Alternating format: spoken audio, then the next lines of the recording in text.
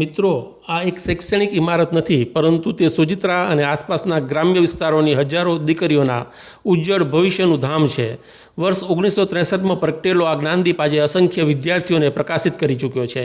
શાળાને નવી ઊંચાઈઓ પર લઈ જવામાં સ્વર્ગસ્થ ભૂતપૂર્વ આચાર્ય ઉષાબેન પટેલ અને સ્વર્ગસ્થ મંજરીબેન પંડ્યાનું અમૂલ્ય યોગદાન ક્યારેય ભૂલી શકાય નહીં, જેમણે શાળાને નવી દિશા આપી. હાલમાં આચાર્ય શૈલેષભાઈ પટેલ કેળવણી મંડળના પ્રમુખ શ્રી અતિનભાઈ પટેલની યોગ્ય રાહબરી હેઠળ આ વિદ્યાધામનું સંચાલન કરી રહ્યા છે. આ શાળાની અસંખ્ય દીકરીઓ આજે શિક્ષિકાઓ, આચાર્ય, ડૉક્ટર્સ, નર્સ, એન્જિનિયર્સ, સરકારી કર્મચારીઓ અને સફળ બિઝનેસવુમન બની છે. વળી હોમ સાયન્સ વિભાગ થકી અનેક દીકરીઓ આદર્શ ગૃહિણીઓ બની છે.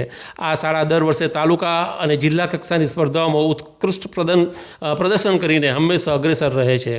ઘણી દીકરીઓ આજે આફ્રિકા, અમેરિકા અને યુરોપ જેવા વિશ્વના ખૂણે ખૂણે સફળતાના શિખરો સર કરી રહી છે.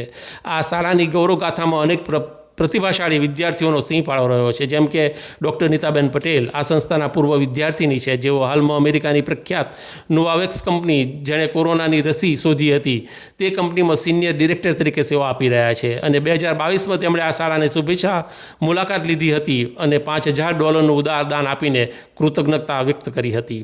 શાળાના એનસીસી વિભાગને ગૌરવ અપાવનાર નિકિતા પટેલની પસંદગી 26મી જાન્યુઆરી 2003ની દિલ્હી પરેડ માટે થઈ હતી. તેમને સ્વર્ગસ્થ વડાપ્રધાન શ્રી અટલ બિહારી વાજપેયીજીના નિવાસસ્થાને યોજાયેલી ટી પાર્ટીમાં હાજર રહેવાનું સૌભાગ્ય પ્રાપ્ત થયું હતું. સાહિત્યની વાત કરીએ તો ગુજરાતી સાહિત્યનો ઉગતો સિતારો, નવોદિત કવિયત્રી અને ટૂંકી વાર્તાના લેખિકા રન્ના વ્યાસ પણ આ શાળાના પૂર્વ વિદ્યાર્થીની છે. આવા તો અસંખ્ય ઉદાહરણો છે. શાળાના હાલના ભવ્ય અને આકર્ષક સ્વરૂપ પાછળ એનઆરઆઈ જયદેવભાઈ પટેલની ઉદારતા અને દીર્ઘદ્રષ્ટિ રહેલી છે. તેમની નિસ્વાર્થ સહાયથી જ વર્ષ 2004માં શાળાના નવીનીકરણનું ભગીરથ કાર્ય શક્ય બન્યું, જેના પરિણામે આજે આ વિદ્યાધામ ગૌરવશાળી અને આધુનિક દેખાય છે. સોજિત્રા ગામ અને આ સંસ્થા સદાય તેના ઋણી રહેશે. વાત સોજિત્રાની હોય તો પૂજ્ય ભાઈ કાકાને કેમ ભૂલાય?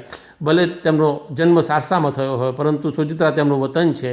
તેઓ સફળ સિવિલ એન્જિનિયર, કેળવણીકાર અને પ્રખર રાષ્ટ્રવાદી નેતા અને વલ્લભ વિદ્યાનગરના સ્થાપક. તેમણે 1955માં સરદાર પટેલ યુનિવર્સિટીની સ્થાપનામાં મહત્ત્વની ભૂમિકા ભજવી હતી અને તેઓ તેના પ્રથમ વાઇસ ચાન્સેલર હતા.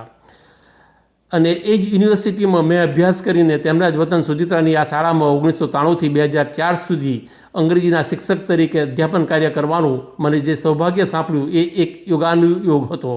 આ સંસ્થા હંમેશા સફળતાના શિખરો સર કરતી રહે અને આવનારી પેઢીઓનું ઉત્કર્ષ નિર્માણ કરતી રહે તેવી શુભકામનાઓ. Thank you for watching.